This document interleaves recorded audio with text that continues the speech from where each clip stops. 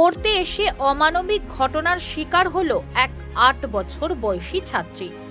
বছর ৫৮-র এক পৌরের বিরুদ্ধে ওই শিশুর সঙ্গে অশালীন আচরণের অভিযোগ উঠেছে। ঘটনাটি হুগলির সদর মহকুমার অন্তর্গত। ঘটনার খবর ছড়িয়ে পড়তেই এলাকায় নেমে আসে নিন্দার ঝড়। পুলিশ ও স্থানীয় সূত্রে জানা গেছে, বুধবার সন্ধ্যায় বাড়ির কাছেই এক গৃহশিক্ষিকার কাছে পড়তে গিয়েছিল দ্বিতীয় শ্রেণীর ওই ছাত্রী। প্রতিদিনের মতো পড়াশোনা চলছিল। অভিযোগ, সেই সময় শিশুটি শৌচালয়ে গিয়েছিল, কিন্তু শৌচালয় থেকে বেরোনোর পর গৃহশিক্ষিকার বাবা তাকে ধরে রান্নাঘরে নিয়ে গিয়ে অশালীন আচরণ করে বলে অভিযোগ। দেখুন বিস্তারিত।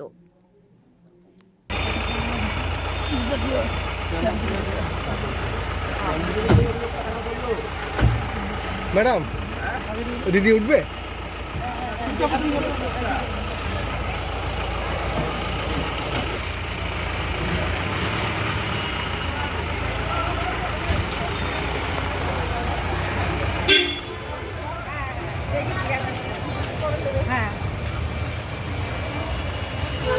বাচ্চাটার সঙ্গে আমাদের বাচ্চাটা বিকেল 5:30টার সময় বুধবার দিন পড়তে গেছিল।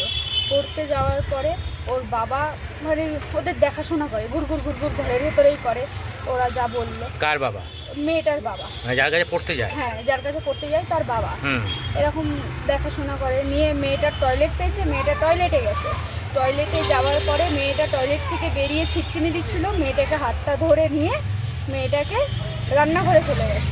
রান্নাঘরে যাওয়ার পরে মেয়েটার সাথে যা হোক তাই করেছে, মানে জামা প্যান্ট মানে খুলে যা করার করেছে মেয়েটার সাথে। এবার মেয়েটা বাড়িতে এসছে, ওর সাথে ওর বন্ধু থাকে। ওর বন্ধুকে দিয়ে বলেছে বন্ধুটাকে যে আমার সাথে ম্যামের বাবা আজকেও এরকম করেছে।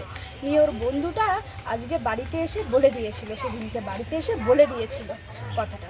নিয়ে আমি বলছি কি? বলছে হ্যাঁ। নিয়ে আমার বাবা ওনাকে জিজ্ঞেস করতে গেছে। জিজ্ঞেস করার পরে বলছে যে আমি তো হাত ধুতে ঢুকেছিলাম বাথরুমে। আমি বলছি কেন হাত ধুতে ঢুকবে? আমার বাবাকে আমি বলছি উনি কেন হাত ধুতে ঢুকবে? উনি তো একটা মেয়ে ছেলে, বাথরুম করছে যখন, তার মানে উনি মেয়ে ছেলে, তো উনি হাত কেন ধুতে ঢুকবেও না? দীর্ঘদিনই করতো? হ্যাঁ, দীর্ঘদিনই করতো। মেয়েটাকে ভয় দেখিয়ে রেখেছিল। সেই জন্য ভয়ে বাড়িতেও কিছু বলেনি? না, ভয়েতে বাড়িতেও কিছু বলেনি, কিচ্ছু বলতো না বাড়িতে। দীর্ঘদিন এরকম নাকি করে যেত ওর সাথে। কে হয় সম্পর্কে আপনার? আমার গুঞ্জি। বঞ্জি হয়? বোনের দিদির মেয়ে। তোমার এই বঞ্জি কি আতঙ্কিত হয়েছিল? হ্যাঁ, আতঙ্কিত হয়ে রয়েছে। যদি চাইতাম জলের বোতল দিত, নুনের কৌটো। ঠাকুর দেখতে নিয়ে গেছে, এমন কি দুর্গা ঠাকুর। বাচ্চারা বাইরে গেলে কি ভালো থাকে বাচ্চারা। ও বলছে কি আমি বাড়ি যাব। ওর একটা মানসিক টেনশন ধরে গেছে যে আমার সাথে দীর্ঘদিন, আবার 5:30 বাজলেই ওর মুখ চোখ অন্যরকম হয়ে যেত। বুঝতে পারতাম না কিছু, হয়তো আমরা ভাবতাম পড়াশোনা হয়নি, এর জন্য এরকম করছে। অভিযোগ করেছো থানায়? হ্যাঁ, থানায় কেস করেছি আমরা।